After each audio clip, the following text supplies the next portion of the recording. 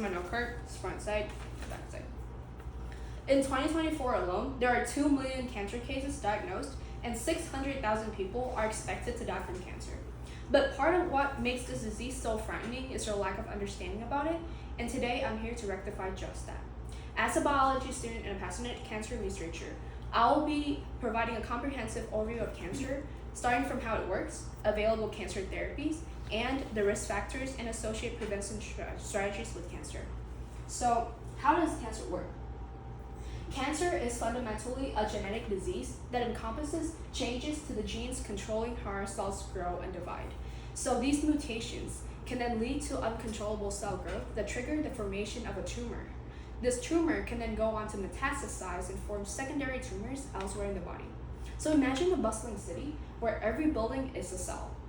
One day, one of the buildings begin to grow uncontrollably and ignoring all the city rules. These abnormal buildings would then go on to form an abnormal neighborhood, which can then invade and metastasize other neighborhoods just like it. Cancer is also a multiple step process that requires multiple mutations to take place and not just one mutation. This will take on selective advantages to the cancer cells. Notably, a 2020 paper by Cooper and colleagues explained that cancer cells differ from normal cells in 3 ways. They can grow at a high density, they require less outside growth factors, and they can secrete special substances to keep them alive and boost invasion of healthy tissues. But cancer is also not a single cell disease. Understanding how the cancer cells interact with other types of cells in the tumor microenvironment is critical in predicting patients' response to therapy and also offering guidelines to develop new treatments.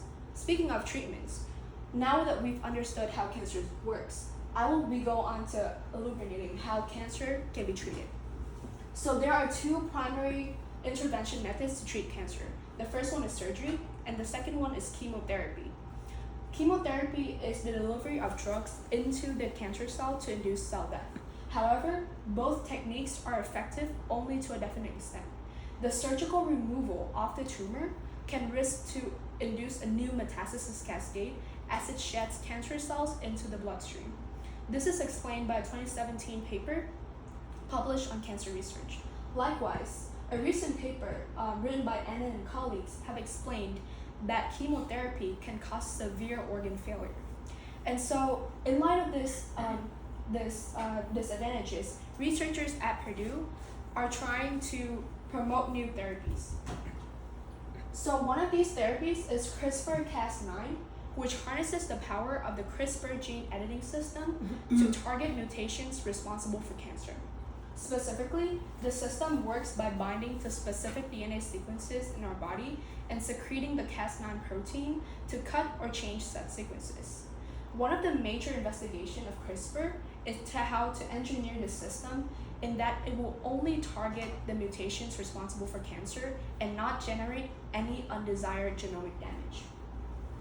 Interestingly, Purdue researchers have also made breakthroughs in the field of immunotherapy, which utilizes our natural immune system to fight cancer. Specifically, according to a 2024 press release on the Purdue website, they have genetically engineered immune cells that are off the shelf, capable of fighting cancer cells, which have huge potential in translating into the clinic. But despite the ongoing cure for cancer and then the search for treatment, cancer is a complex disease that requires thorough understanding of its risk factors and how we can prevent it. So there are 2 major risk factors that I want to identify. The first one is lifestyle risk factors, and the second one is genetic risk factors.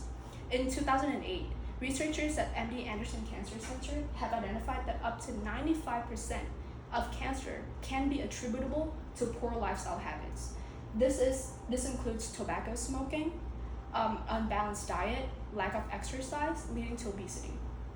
And so the other minority, the other 5%, is attributable to genetic mutations inherited from our parents and direct family members. But here's the good news. Because cancer is largely attributable to poor lifestyle habits, it can be prevented if we make wise decisions. So we can directly implement some of the prevention strategies, including quitting smoking, having a balanced diet, exercising regularly, and on top of that, we need to screen cancer early for early detection and prevention. And so, in conclusion, cancer can affect anyone, but by understanding how it works, the available treatment, and how we can prevent it to stop it from happening, through this presentation, you can minimize your risk of incurring cancer and your family members' risk of incurring cancer. Only then will we be able to collaborate with medical professionals and researchers to fight against this debilitating disease. Thank you.